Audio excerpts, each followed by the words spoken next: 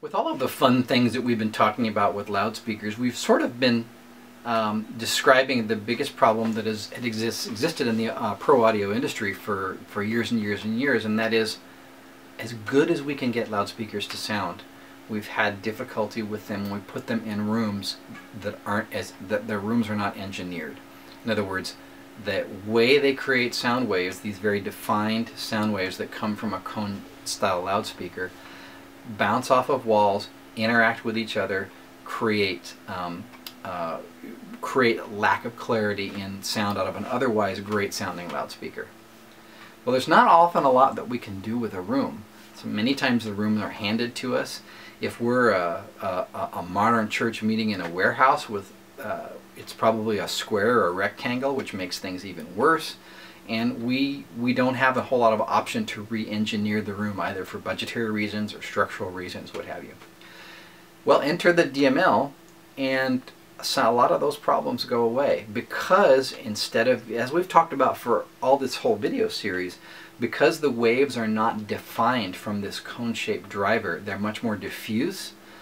They don't interact with the room like they do with a traditional loudspeaker.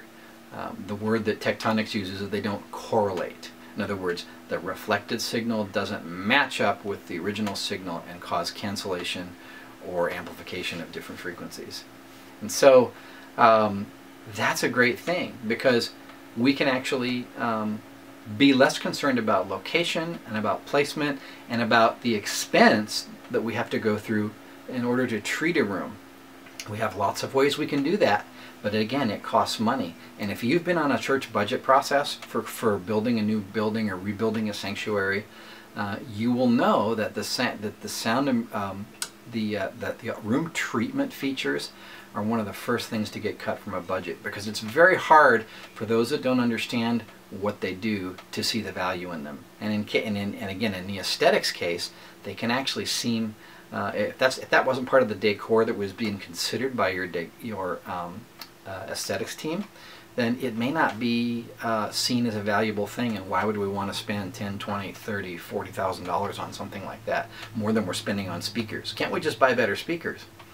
Well, the answer to that now is yes, you can, with the Tectonics DML, which is really exciting, but you got to hear them.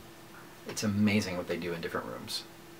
It's amazing how they can avoid interacting with the rooms, and it's probably sounding a little bit far-fetched right now. We'll talk about that more in a bit. Thanks.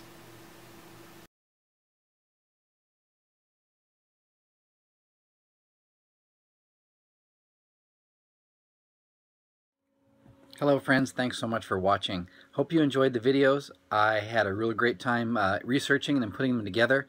I believe it's super important to get this technology information out into the hands of those of us who use technology in churches.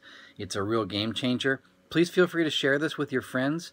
Also, if you click on the YouTube link on the video frame, go right to YouTube and place comments and like the video on YouTube. I'd sure appreciate it, and it would help us get the message out. Thanks, and have a great day.